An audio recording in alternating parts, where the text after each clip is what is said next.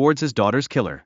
This act illuminated the complex interplay between grief, the human capacity for forgiveness, and the enduring quest for justice, revealing that emotional responses can precipitate unexpected outbursts within courtroom settings. In another distressing case, two grieving sons assaulted the man responsible for their mother's murder. This incident powerfully exemplified the depths of emotion and desperation for retribution that often permeate the sentiments of victims' families. It is critical to note that such retaliatory actions can lead to significant legal repercussions for the aggressors. Further illustrating the depths of grief, a father lost control in court, striking his son's murderer after hearing the victim's mother articulate her pain. This incident starkly demonstrates how acute grief can manifest violently in high-stress courtroom environments, highlighting the necessity for supportive measures for affected families. The emotional turmoil faced by family members throughout trials frequently culminates in outbursts, as evidenced by Jeremiah's attack on Bose. These incidents poignantly underscore the intense and often overwhelming pain that accompanies the loss of a loved one to violence, shedding light on the critical need for appropriate emotional support systems. Courtroom violence, though alarming, is not uncommon, especially when victims or their family members lash out in anger. A prominent example is Eric Mullah's case, wherein these reactions serve as a stark reminder of the deep-seated anger and grief that violent crimes engender, raising questions about the need for enhanced strategies to address these emotional responses. The case of Deshaun Brown underscores how families of victims may feel driven to take justice into their own hands. Such actions prompt critical discussions regarding the legal and ethical implications within courtroom settings, especially when the lines between justice and revenge blur. In a deeply troubling incident, a shooter drove over 200 miles with the explicit intent to target black individuals, a clear manifestation of premeditated racial hatred. This alarming motive sheds light on the dangerous ideologies that can fuel acts of violence and the pressing need for a societal response to such extremist beliefs.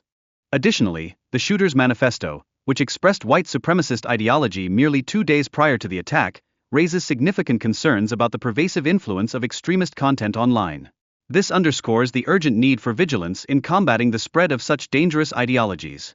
During the subsequent sentencing phase, family members of the victims conveyed profound sorrow and anger directed towards the shooter. Their statements revealed not only the emotional devastation wrought by the act of violence but also a collective yearning for justice and accountability in the aftermath. Larry Nassar's defense strategy included an unsettling portrayal of himself as a victim, attempting to shift blame onto his young victims for their silence. This approach reflects a manipulative mindset that is often characteristic of abusers, who deflect accountability for their heinous actions. The emotional testimonies of more than 150 victims presented in court starkly illustrated the enduring trauma inflicted by Nassar. These powerful narratives emphasize the critical importance of believing and supporting survivors of abuse, while also reinforcing the need for a compassionate judicial approach. Ultimately, Nassar was sentenced to an imposing 175 years in prison, a clear indication of the legal system's response to his egregious crimes. This sentencing not only addressed the legal ramifications but also highlighted the emotional impact of his actions on the families of victims, reinforcing the complexities inherent in such cases. Families of victims often grapple with overwhelming grief, which can escalate to emotional outbursts during court proceedings. This phenomenon underscores the necessity for robust support systems to assist individuals navigating the tumultuous experience of a trial.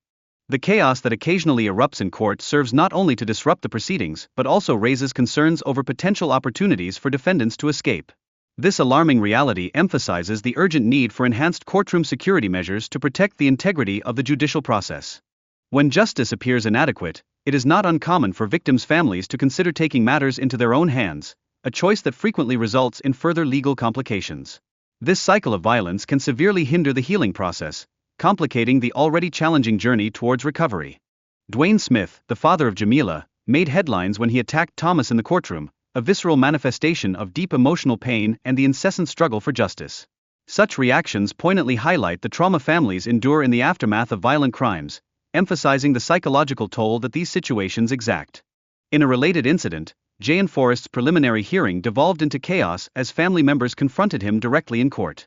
This situation underscores the volatile nature of courtroom proceedings, especially when emotions among victims' families run high.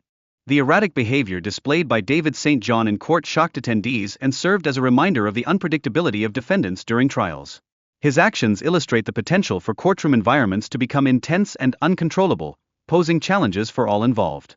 The prosecution's argument emphasized that the murders were premeditated, evidenced by both victims being shot in the head from behind. This critical evidence illuminated Tanra's cold-blooded intent, playing a pivotal role in establishing the case against him. Throughout the trial, Tenra's explosive outbursts further demonstrated his volatile nature and the profound impact of his actions on courtroom dynamics. His behavior not only alienated him from the victims' families but also drew the ire of the presiding judge. Despite receiving consecutive life sentences without the possibility of parole, Tenra maintained his claims of innocence and even sought an appeal. This refusal to accept responsibility for his crimes sheds light on the complexities of accountability within the justice system. A father's emotional outburst in court poignantly underscores the profound pain and frustration stemming from the loss of a child to violence. This sentiment resonates deeply among courtroom attendees, amplifying the emotional climate of trials involving violent crimes. Kendall's attempt to self-represent in court poignantly illustrates the myriad challenges defendants encounter, particularly when concerns about mental competency come into play. His refusal to participate raises critical questions regarding the fairness and integrity of the legal process. The case of Wendell McNeil starkly reveals the violent reactions that victims' families may exhibit towards perpetrators within courtroom settings. This striking example underscores the raw emotions and relentless desire for retribution that frequently accompany murder trials, complicating the dynamics of justice.